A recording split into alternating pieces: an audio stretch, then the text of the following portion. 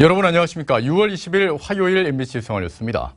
청와대가 한미 군사훈련 축소 등을 언급한 문정인 대통령 통일외교안보특보에게 엄중 경고했습니다. 그러나 정치권에선 정의용 청와대 국가안보실장과 강경화 외교부 장관 등 새 정부 일기 외교안보 라인에 대한 비판과 우려가 커지고 있습니다. 이재민 기자입니다. If North Korea suspend its nuclear and missile activities, then we may consult with the United States to scaling down. 미국 방문 중인 문정인 통일외교안보특보의 발언 파장이 커지자 청와대가 나섰습니다. 청와대 핵심 관계자는 문 특보에게 앞으로의 한미 관계에 도움이 되지 않는다고 엄중하게 말했다고 밝혔습니다.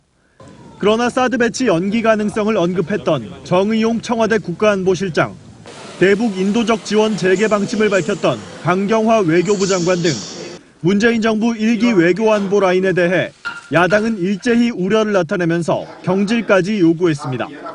우리 외교안보의 폭탄이나 마찬가지입니다. 외교협상의 전략 ABC도 찾을 수 없었다. 김정은의 외교안보 특보인지 묻지 않을 수가 없습니다.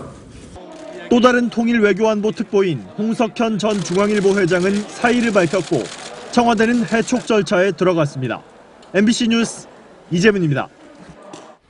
한편 논란의 장본인인 문정인 외교통일안보특보는 미국의 한반도 전략자산과 한미 군사훈련 축소 가능성을 언급한 자신의 발언은 학자적 소신이라고 거듭 확인했습니다. 다만 이런 발언은 문재인 정부의 특보가 아닌 교수라는 개인 자격으로 말한 것이라고 밝혔는데요. 뉴욕에서 이진희 특파원입니다. 문정인 외교통일안보 대통령 특보는 최근 논란을 빚은 워싱턴 발언에 대해 수정할 뜻이 없음을 분명히 했습니다. 문 특보는 현지 시간으로 월요일 오전 뉴욕 맨해튼 아시아 소사이어티에서 열린 세미나에서 이같이 밝혔습니다. 지난 16일 워싱턴 DC에서 북한이 핵미사일 활동을 중단하면 미국의 한반도 전략자산과 한미 연합 군사훈련을 축소할 수 있다고 한 발언을 굽히지 않은 겁니다. Negotiation all about the give and take, is two-party negotiations. 그러나 자신은 대통령 특보가 아니라 교수 개인 자격으로 발언하는 것이라고 강조했습니다. And I'm not in the decision-making line. Okay, I can give my opinions to the president. Whether he takes it or not, it's up to him. 문제가 된 워싱턴 발언과 관련해 청와대로부터 경고를 받았느냐는 질문에는 노 코멘트라며 말을 아꼈습니다. 또 야당에서 제기한 특보 해임론에 대해선 자신은 정부에서 월급을 받는 사람이 아니라고 반박했습니다. 한반도 내 사드 배치 논란과 관련해선 한국에도 법이 있고 그 법을 뛰어넘을 수 없다며 환경 영향 평가 등 관련 절차를 지켜야 한다고 강조했습니다. 또 시간이 걸릴지 모르지만 문재인 대통령이 사드 문제를 해결한다고 약속했기 때문에 한미 동맹에 걸림돌이 되지는 않을 것이라고 전망했습니다. 뉴욕에서 MBC 뉴스 이진입니다. 북한에 억류됐다가 최근에 의식불명 상태로 석방됐던 미국 대학생 오토 원비어 씨가 끝내 숨졌습니다. 트럼프 미국 대통령이 잔혹한 정권이라고 북한을 강하게 규탄한 가운데 북한에 대해서 어떤 조치가 취해질지 주목되고 있습니다. 워싱턴 현원서 특파원입니다. 북한에 17개월 동안 억류됐다 의식불명 상태로 송환된 미국 대학생 오토 원비어 씨가 결국 숨을 거뒀습니다. 지난 13일 혼수 상태로 석방돼 신시내티 주립대 병원에 입원한 지 만 엿새 만입니다. 가족들은 성명을 통해 아들 원비어가 집으로의 여행을 완전히 끝냈다고 발표하는 것은 슬픈 의무라고 밝혔습니다. 또 북한에서 받은 끔찍한 고문과 학대는 다른 결과를 낳을 수 없도록 했다며 북한을 강하게 비판했습니다. 원비어는 작년 1월 관광차 방문한 평양의 한 호텔에서 정치 선전물을 훔치려고 한 혐의로 체포돼 15년 노동교화형을 선고받았습니다. 북한은 원비어가 식중독 증세인 보톨리누스 중독증을 보이다 수면제를 먹은 뒤 혼수 상태에 빠졌다고 주장했지만 신시내티 병원 측은 식중독 증거를 발견하지 못했다고 반박한 바 있습니다. 트럼프 대통령은 북한을 잔혹한 정권이라고 강하게 비난했습니다. 또 인간의 기본적 품위를 존중하지 않는 정권들이 저지르는 비극을 예방하기 위한 미국 정부의 결심은 더욱 강해진다고 강조했습니다. It's a brutal regime, and we'll be able to handle it. 들끓던 미국 내 대북 여론은 원비어 사망으로 더욱 악화될 것으로 전망됩니다. 미국 언론들은 일제히 원비어의 죽음에 애도를 표하면서 트럼프 정부가 북한에 어떤 조치를 취할지 주목하고 있습니다. 워싱턴에서 MBC 뉴스 현원섭입니다.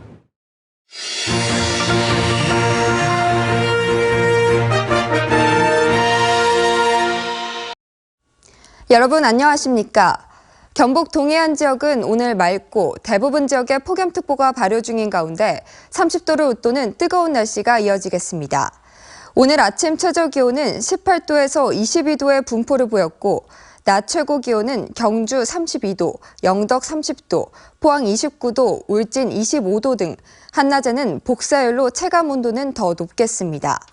여기에 자외선 지수 오존 농도도 오늘 한껏 오르겠습니다. 동해상에는 안개가 낀 가운데 바다의 물결은 최고 2m까지 일겠습니다. 문재인 대통령의 월성 원전 1호기 조기 폐쇄와 신규 원전 건설 전면 백지화 선언에 대해 경주 지역 환경단체와 원전 인근 주민들은 크게 반기고 있습니다. 영덕은 원전 추진으로 민심이 양분돼 뒤숭숭했는데 속 시원하다는 반응이 우세한 반면 울진은 원전 신규 건설 백지화에 따른 경제적인 악영향을 우려하는 분위기입니다. 이규설 기자입니다. 탈핵에 대한 문재인 대통령의 입장은 단호하고 선명했습니다. 준비 중인 신규 원전 건설 계획은 전면 백지화하겠습니다. 현재 수명을 연장하여 가동 중인 월성 1호기는 전력 수급 상황을 고려하여 가급적 빨리 폐쇄하겠습니다. 특히 수명 연장을 통해 오는 2022년까지 가동 예정이던 월성 1호기를 조기 폐쇄하겠다고 밝히자 원전 인근 주민들과 환경단체는 일제히 환영했습니다. 월성 1호기 폐쇄와 관련되어서 이제 대통령께서 이제 전력 수급 문제를 말씀을 하셨는데 오늘 폭염에도 불구하고 한 15%의 전기가 남는 것으로 지금 통계가 나오고 있습니다. 그래서 하루빨리 월성 1호기 폐쇄하기를 기다리고 있습니다. 부지 선정과 환경 영향 평가에 이미 상당한 예산이 투입된 영덕 천지원전도 백지화될 가능성이 높습니다. 영덕 주민들은 원전 건설 찬반 의견이 갈려 뒤숭숭했는데 원전 백지화로 결론이나 속 시원하다는 반응이 우세합니다. 반면 이미 원전이 들어서 있는 울진에서는 문 대통령의 이번 선언을 환영하면서도 신한울 3, 4호기 건설 백지화가 울진 경제에 악영향을 미치지 않을까 걱정하는 분위기입니다.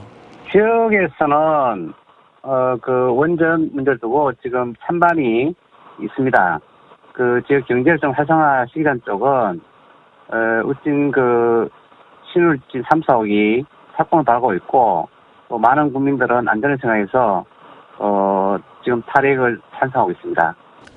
또 국내 원전 25기 가운데 12기가 경북 동해안에 집중되어 있는 만큼 경주와 부산 기장, 울산 울주 등 세 곳이 치열한 유치전을 벌이고 있는 원전 해체 센터를 반드시 경주에 유치해 실리를 챙겨야 한다는 여론도 형성되고 있습니다. MBC 뉴스 이규설입니다. 포항해양경비안전서는 경북 동해안 해수욕장에 수상 레저 활동 금지 구역을 지정하고 해수욕객과 수상 레저객에 대한 안전관리에 들어갑니다.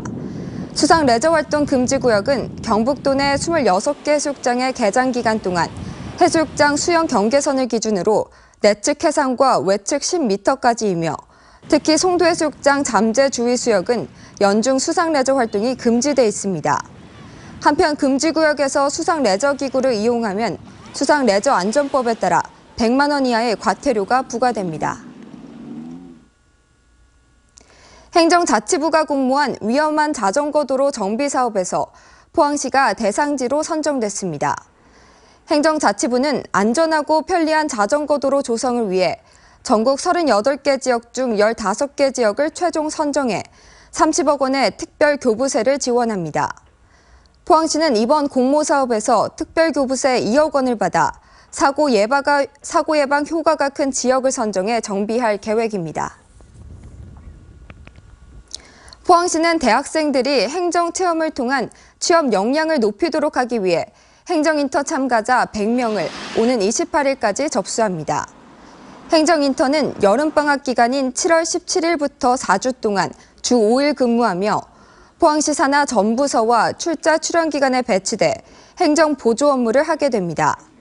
신청 자격은 공고일인 6월 19일 현재 포항시에 1년 이상 주민등록이 되어 있는 대학 재학생과 휴학생입니다. 포스코에도 임직원들이 직접 출자한 비영리 금융기관인 직장 새마을금고가 이르면 8월쯤 설립될 것으로 보입니다. 포스코는 이를 위해 지난 4월 새마을금고 창립총회를 연 데 이어 다음 달쯤 설립 인가를 앞두고 있는데 임직원과 협력사 직원, 가족 등 5만 명 이상이 회원에 가입할 것으로 예상됩니다. 직장 새마을금고는 시중은행보다 유리한 금리와 배당금 혜택이 기대되지만 서울과는 달리 포항과 광양의 경우 주택을 보유한 직원이 많은 데다 시중금리가 비교적 낮아 기존 금융권에 미치는 영향은 제한적일 것이라는 분석도 나오고 있습니다. 경주경찰서는 상습적으로 교회를 돌며 쌀 등 농산물을 훔친 혐의로 43살 이모 씨를 구속했다고 밝혔습니다. 이 씨는 지난 2014년부터 최근까지 대구와 경북, 경남과 부산 등의 교회 식당 260여 곳에서 600여 차례에 걸쳐 쌀과 고춧가루 등 농산물 1억 3천만 원 상당을 훔친 혐의를 받고 있습니다. 이상으로 포항 MBC 생활뉴스를 마칩니다. 여러분 고맙습니다.